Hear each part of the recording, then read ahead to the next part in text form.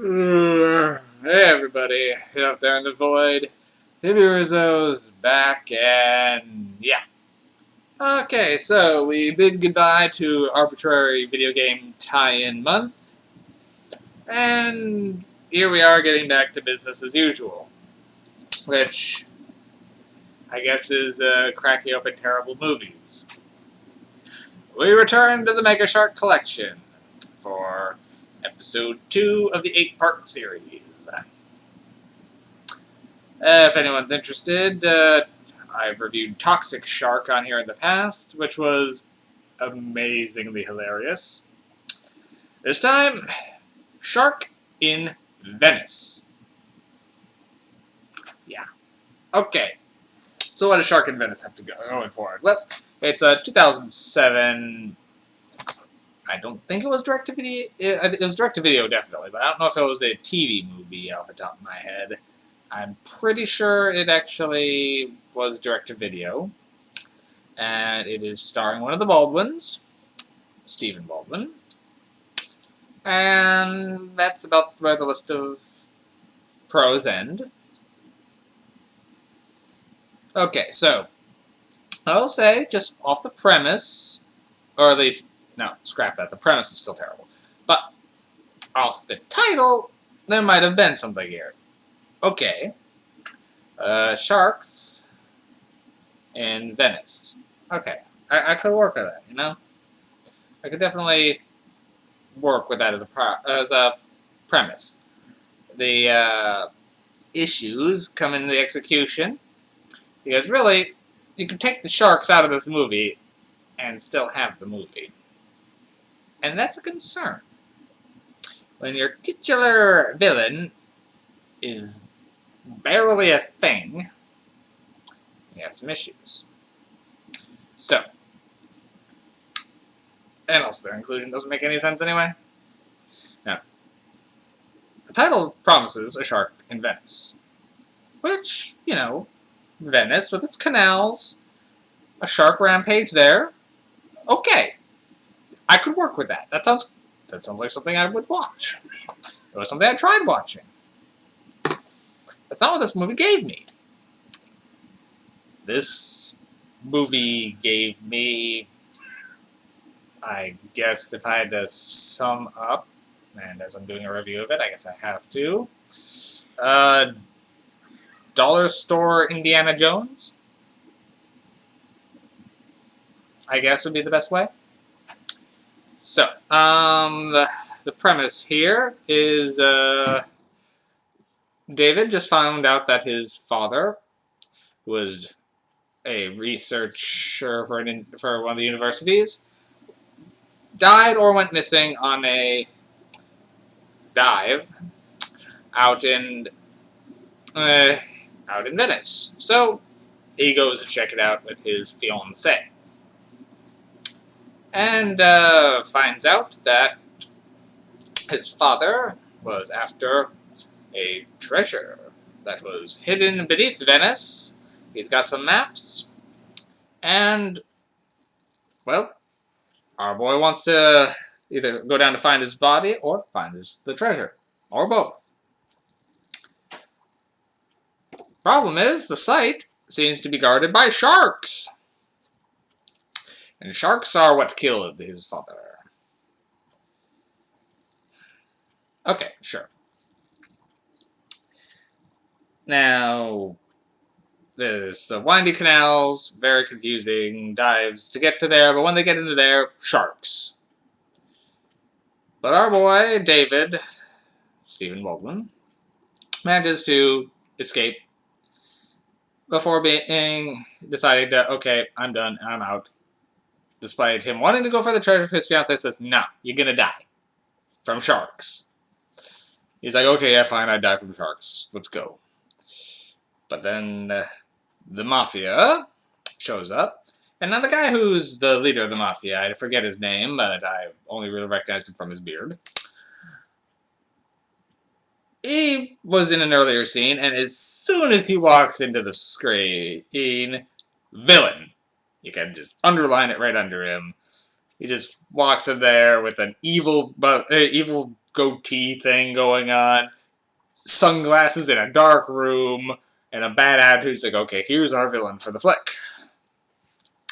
Anyway, he's the leader of the local branch of the mafia, and he is determined to get this treasure. He was the one who sent David's father down for the treasure, and he now wants David to go get him his treasure. But they walk away, so they kidnap the fiancé and say, you go diving or she dies. And there's also this back and forth thing with the cops trying to stop them from interfering, but there's a double cross, and who cares? This movie's dull. So that's the problem here. And now also there's some random shark attacks throughout this, as now they're suddenly attacking a little bit in the streets, which those things were okay, but that's all it really had going for it. And so he dives down. And lures mafiosos to their demise, and before fighting against the big mafia guy. The treasure becomes largely kind of forgotten at the very end, mostly just concerned about dealing with mafia. So, if you just remove the fact that there were sharks guarding the treasure, this whole movie could happen without any real changes. Just something else, that anything could have been down there to make this tricky. It didn't have to be sharks. It could have just been an accident, or any kind of animal, or just some guy with a gun just got... Ugh. And even then, it could have just been his father went missing, and then, okay, he stumbles into this whole mafia treasure business. You didn't even need the sharks. Maybe the real sharks are the mafia we met along the way. Okay. So, the movie's called Shark in Venice. First off, there's multiple sharks, I think. Kind of went back and forth on that. They kept seeming like there was only one shark, but the characters kept saying sharks, and then they seemed to kill one, and then they're still sharks, so I guess there were multiple sharks. And yeah, they do. At least one gets out and starts attacking people in Venice. And those scenes, like I mentioned before, worked a little bit. But it's so one little 2-minute segment at best. And I'm not sure how this even happened. Okay, so the reason there's sharks guarding the treasure is the mafia guy kind of knew about where it was. So for a time, he had been raising sharks and releasing them into that area. And then as they were too big at that point to escape, well, they were perfect guards for the treasure. Now they start to try to go and get people the treasure. The sharks are being a problem. So you created your own problem there, buddy. Next, the sharks were supposed to be too big to escape the canal things, or the little tubes under the city and into the canals proper.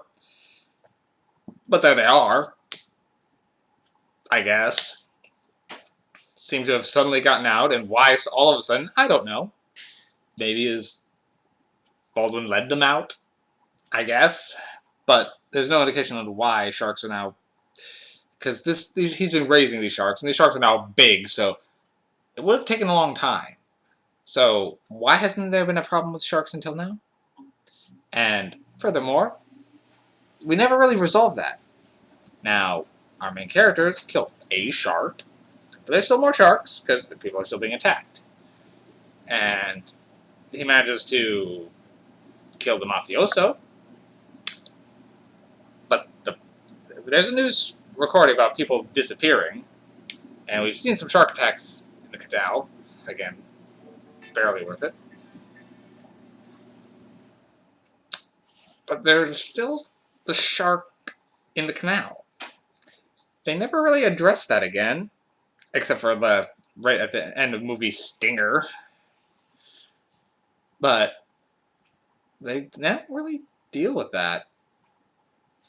All they're dealing with is the mafia. They don't care about the shark. This movie was dumb. I will say that how they handled the shark was both better and worse than Toxic Shark. So they didn't always just use CG. There's only one or two scenes where they did. Usually it was stock footage that they were using for this. Essentially, it was terribly shot. What you'd essentially see is a shark swimming, then you'd see a person, then back to the shark swimming, then back to a person. And, well, from there it was just kind of pain.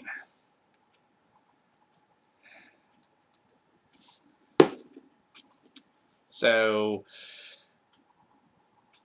you barely have any instance that the shark and the actor in the same spot. The first couple shark attacks is just back, forth, back, forth, back, forth, and suddenly there's blood. It was so confusingly shot. To the point where the main character does get bitten early on, and the way it was shot made it look like his leg was torn off.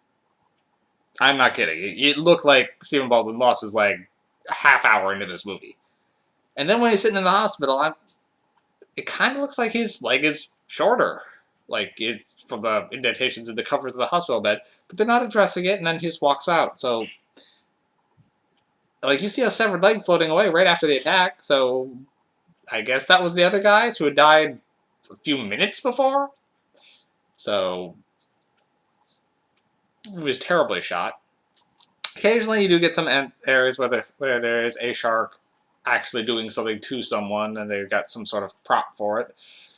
And those ones work okay. But the stock footage angle, at least it's a real shark, but they're doing less with it than the CG ones from Toxic Shark.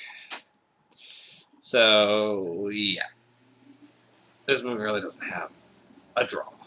Nothing's pulling you in.